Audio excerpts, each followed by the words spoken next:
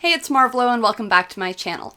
Today I wanted to tell you guys about my snake bites. This was something that was requested after I did my septum piercing experience video. Before I had snake bites, I had my lip just pierced on one side. I got this piercing done at High Priestess, and I don't remember the piercer's name, but I do remember that he had his lips tattooed blue. I got my lip pierced on the right-hand side, and I remember it being an impulsive decision, and I was really nervous about the pain, but when the needle went through my lip, I just remember it being one of the coolest sensations I've ever had. It was a little bit painful, just like a really strong pinch, maybe a 3 out of 10 at most, but I really liked the way it felt. I originally got it pierced at a 16 gauge with a little diamond stud here on the right-hand side. I couldn't find any pictures, but I do have a picture of the second time I got my lip pierced, because this piercing did not go very well. It did not heal well. Your lip will get swollen when you have it pierced, and that's normal, but the swelling for mine didn't really go down at all.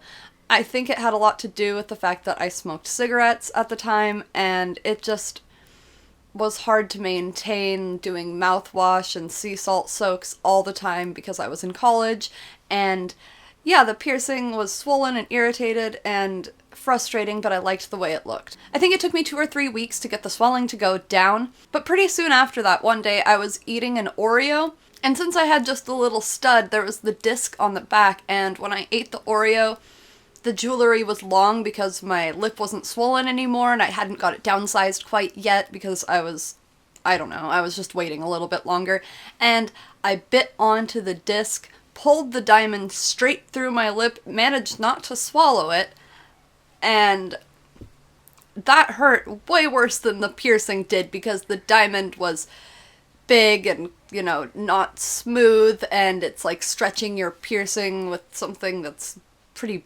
blunt but also abrupt, and yeah, it sucked. After that, I waited a little more than a year to get my lip re-pierced. I had saved the jewelry, so I was able to go and get it re-sterilized and not have to pay for jewelry again. I only had to pay for the piercing fee. When I got it re-pierced, I asked him just to go over the little spot where you could see a scar from the piercing before, and he did, and I thought it was going to hurt worse because it was going through scar tissue, but really it felt about the same. I think the swelling, or at least the majority of it, only lasted about a week that time, but I never did get it downsized because it was still just a little bit swollen and we didn't want to put a new bar in and have it sink into my mouth. So, yet again, while I was eating, this time pizza, I bit down on that disc. This time, the piercing didn't pull all the way through my lip. The diamond got stuck about halfway through my lip. I tried and I tried and I couldn't get it out. I just didn't have the balls to yank it out myself. I was freaking out, and after about 2 or 3 hours, I decided, you know what, we're going to go to the emergency room and have them take it out. I have a major phobia of needles, and it was even worse back then, and the doctors just weren't understanding because I had a piercing in my lip, and they didn't really understand how I wasn't okay with a needle going into my lip to numb the area out so that they could cut the piercing out of my lip. They gave me some anxiety medication, but then they just brought the needle in before, the medication could kick in, and I was like, fuck this, and left. And just for that much of a visit, I was charged over $200 because I didn't have insurance at the time. Yeah, I had decided I would just get Oragel and then rip it out myself. But first, I went home and I had a bowl of soup.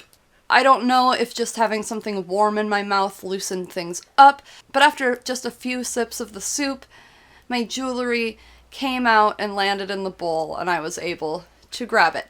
I still have that jewelry, even though it is not what I used for my snake bites that I have now.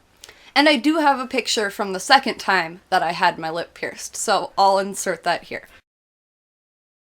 So after those experiences, I was a bit hesitant to get my lip pierced again, but I had always wanted snake bites since I was 14, 15, maybe younger even. I had wanted snake bites, but I knew my parents would never let me have them, and After a year of having Crohn's disease and having all these needles put into my body that I didn't want there, I decided it was time to stick some needles in my body for myself. And I decided, you know what, I'm an adult and I deal with some pretty fucked up stuff. If I want some piercings in my lip, no one is going to stop me. And no one in my family criticized me, which I was actually pretty surprised about.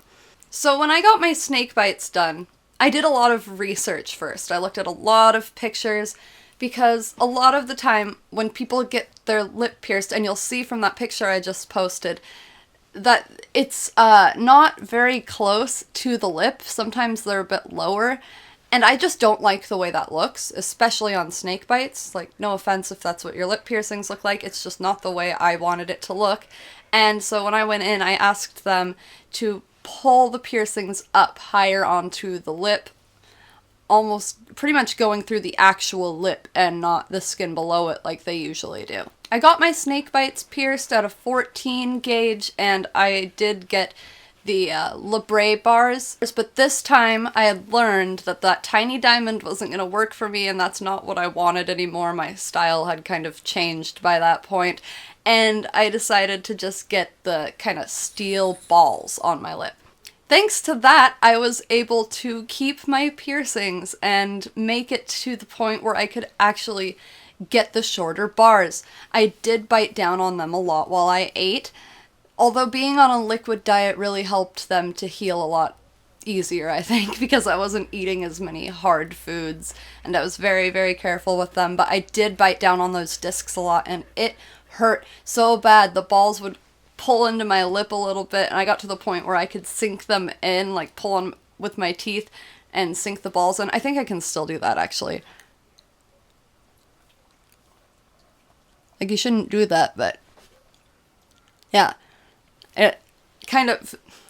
It's kind of stretched. Not the whole fistula, which is what a piercing hole is called, but just the entrance to it is kind of stretched from biting down on my jewelry and pulling the balls through. But they never went all the way through, and that was awesome. The problem that I did have was that I bit down on the discs even after having the bar shortened. I bit down on the discs so much that the discs started falling off, and I'd have to screw them back on, and it was just a pain in the ass. They would stay on for like maybe 10 minutes at a time. So I started buying shorter bars, and then the ball would just fall off of the front. I went through probably more than $50 worth of lip jewelry just trying to have those little labret bars. Ugh, Dundee, why do you have to do this right now? Okay, so here's what the labret balls looked like. You probably saw them in my previous videos, but here's a picture. I ended up losing them and not having the time to go and buy new ones. So I would definitely not recommend this, but I took Septum Rings at an 18 gauge and a 14 gauge, and I put them in my lips. But I had the jewelry like what I have in my septum right now. I took the ball off of them and then bit it so that it would clamp shut around my lip, and I kept that like that for probably about a month, and I can show you some pictures of what that looked like here too. I think I pulled it off pretty well, mostly by taking pictures where the smaller one was further back because, you know, due to depth and everything, that's kind of how things work anyways, so yeah, it was easy to hide. But I got sick of those little labret piercings after a while, and eventually I switched to these ones. One reason I didn't like the jewelry with the discs on the back is that the discs would rub on my gums, and I just would look at my gums after I brushed my teeth, and it looked like parts of my gum had been rubbed away, like they were thinning. And so for the health of my gums, I thought these would be better. And I don't know, since then I haven't really had any trouble with these piercings. I love this jewelry. I might get a couple new styles in the future to change between it.